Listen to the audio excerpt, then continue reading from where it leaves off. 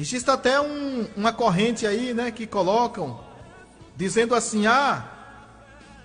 eu recebi um amigo, e que se dependesse de mim ele não sairia, mas ele disse que tem que sair. E antes dele sair, eu indiquei a sua casa para ele ficar. Quer dizer, se alguém é quem? Jesus. Irmão, na verdade, Jesus, ele está 24 horas comigo, com você. Ele está na sua casa, ele está na minha casa, ele está na nossa casa. Ele está aqui neste momento.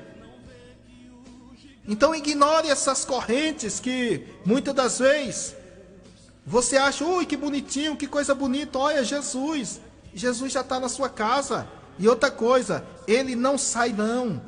Esse negócio de dizer que Jesus saiu, não. De acordo com a Bíblia Sagrada, o próprio Jesus mesmo falou. Ele diz, está escrito na palavra, onde Jesus falou ali, eis que eu estarei convosco todos os dias, até a consumação dos séculos. Então, vamos verdadeiramente crer nisso, e que Jesus está conosco em todo o tempo.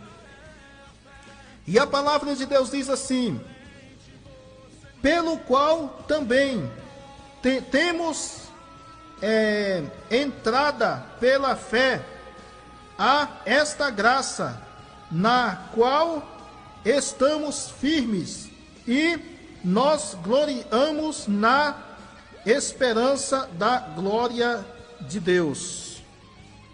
Então aqui falando que nós verdadeiramente temos também entrada pela fé na graça, né? Nesta graça na qual estamos firmes, né? Qual é essa graça? É a graça de Deus, o privilégio da salvação.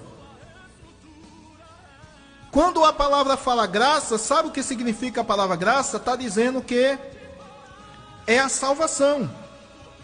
A salvação, ela é de graça, meu irmão. A salvação, ela é de graça, minha irmã.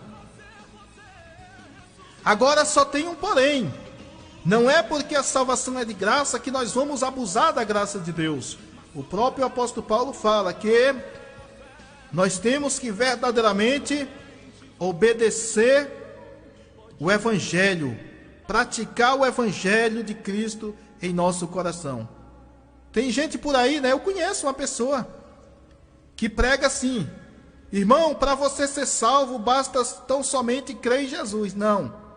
Pelo contrário, se você vê alguém falando que a salvação é só em você crer em Jesus, está errado. Diácono Edmar, mas a Bíblia fala que João 3,16 aquele que crê não pereça, mas tem a vida eterna. Tudo bem, fala, mas só que o crer, também lá em Marcos 16,15, aquele que crer e for batizado será salvo. Só que esse crer, meu irmão, que está falando ali é o primeiro passo. Um exemplo, você que é pai, quando o seu filho começou a caminhar, ele já se levantou do chão, né? Ou do sofá, ou da cama, ele já se levantou e saiu correndo, caminhando? Não. Primeiro ele fez o quê? Ele engatilhou, né? Como aqui na Bahia nós fala, arrastou, né? Primeiro ele caminhou arrastando no chão, né? Com as mãozinhas no chão, né? Depois ele ficou em pé, foi ficando em pé, caminhando. Aí depois foi que começou a dar os primeiros passinhos.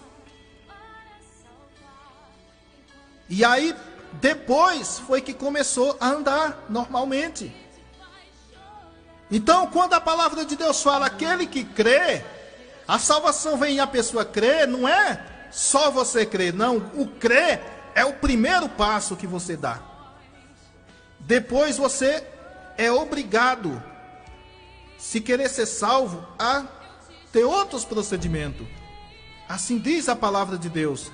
Então é por isso que tem muitas pessoas achando, eu estou no tempo da graça, é graça, é graça, e abusando da graça, pintando 7 e desenhando 8, mas não é assim. Não é assim. A palavra de Deus, ela é real, ela é verdadeira. E nós temos que praticar ela como é. Praticar, vivendo em santidade, a cada dia nos purificando do mal. Lá em Apocalipse diz, aquele que é puro, purifique ainda. Aquele que é santo, santifique-se ainda. Aquele que é limpo, limpe-se ainda. Aquele que é sujo, que se suje mais ainda, né? Mas só que lá no céu sujo não entra. Aí Jesus diz, eis que o meu galardão está comigo para dar a cada um segundo as suas obras. Eu falei que a salvação, a justificação não vem pelas obras. Mas para você receber o galardão de Deus, a recompensa de Deus lá no céu, você vai receber pelo que você fez. Você sabia, meu irmão? Você sabia, minha irmã? Muitas das vezes você faz coisa para o seu pastor ver, para o líder da sua igreja ver, você faz coisa para ele ver e te dar um galardão, te dar uma recompensa. Saiba uma coisa, se você fazer para receber o galardão de Deus, é melhor ainda, porque o galardão de Deus é melhor do que o galardão de qualquer homem aqui da terra. Vamos aqui, meus amados irmãos, para a palavra aqui, dando continuidade aqui no versículo de número 3. E diz, e não somente isso, mas também nós gloriamos nas tribulações, sabendo que a tribulação produz a paciência, e a paciência a experiência, e a experiência a esperança, e a esperança não faz confusão, porque o amor de Deus está derramado em nossos corações pelo Espírito Santo que nos foi dado. Então tá aí, meu irmão, minha irmã. Aqui o apóstolo Paulo, ele falando o seguinte, que falando com os romanos, que eles gloriavam, né, pelo o fato de ser privilegiado pela graça de Deus, pela esperança da vida eterna. Mas ele também diz que gloriava também nas próprias tribulações, porque sabia que a tribulação ia produzir frutos bons, né?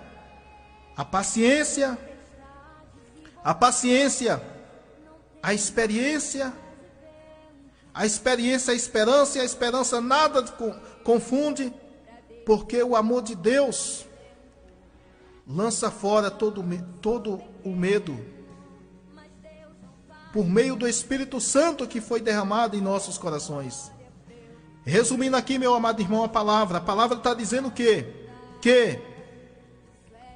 muitas das vezes nós queremos um evangelho só de bênção, só de prosperidade, só de vitória. É vitória, engraçado. Como é que a pessoa quer receber vitória e não quer passar por luta? Todo lutador, ele só é vencedor se ele lutar. Todo vencedor só é vencedor se ele lutar. Não existe vitória sem luta. Aí muitas das vezes a pessoa passa qualquer situação, qualquer vendaval. Estou passando por luta, ora por mim. Talvez eu vou desistir. Desistir, meu irmão, desistir, minha irmã. Olha o que o apóstolo Paulo está falando, que ele gloria na tribulação. Gloriamos nas próprias tribulação. Ele. E também, ali aqueles irmãos da igreja de Roma. Aí o que acontece? Ele falando que a tribulação ela vem produzir algo que é bom, a tribulação. Aí onde se cumpre o que está escrito na própria palavra de Deus, que diz que tudo contribui para o bem dos que amam a Deus. Amém? Louvado seja Deus. Irmão, nós temos que entender uma coisa, que Deus, Ele está no controle de todas as coisas. Deus, Ele está no comando, amém? O nosso Deus, Ele é fiel para nos dar vitória. A tribulação, ela só é momentânea. Pense aí na pior coisa que existe nesse mundo. A pior coisa ruim. Pois é. Ela pode vir sobre mim, pode vir sobre você, mas ela só vem se Deus vê que nós vamos suportar. Porque a Bíblia diz que cada um é provado segundo a sua capacidade. A Bíblia diz que não vem tentação senão humana. Deus, Ele não tenta ninguém. Ele não é tentado e nem tenta ninguém. Agora, por que que Deus permite que as tentações venham, que as provações venham? Para provar nossa fé. Não é Deus, mas Ele permite. Porque era muito fácil nós dizer que servimos a Deus, que cremos em Deus, que somos fiéis a Deus, se tudo em nossa vida fosse um mar de rosa. Era muito fácil demais. Mas não é assim.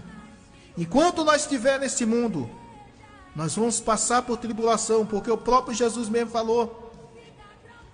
Lá em João 16, versículo 33, diz: essas coisas eu vos escrevo para que tenhais paz em mim.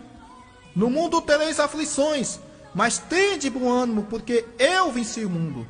Então o Senhor Jesus está dizendo que se Ele venceu, nós também vamos vencer. Amém, meu irmão? Amém, minha irmã? Nesse momento, eu vou estar aqui, louvado seja Deus, fazendo a oração da fé, já para estar encerrando essa programação. Amém? Vamos estar encerrando. E que Deus possa estar falando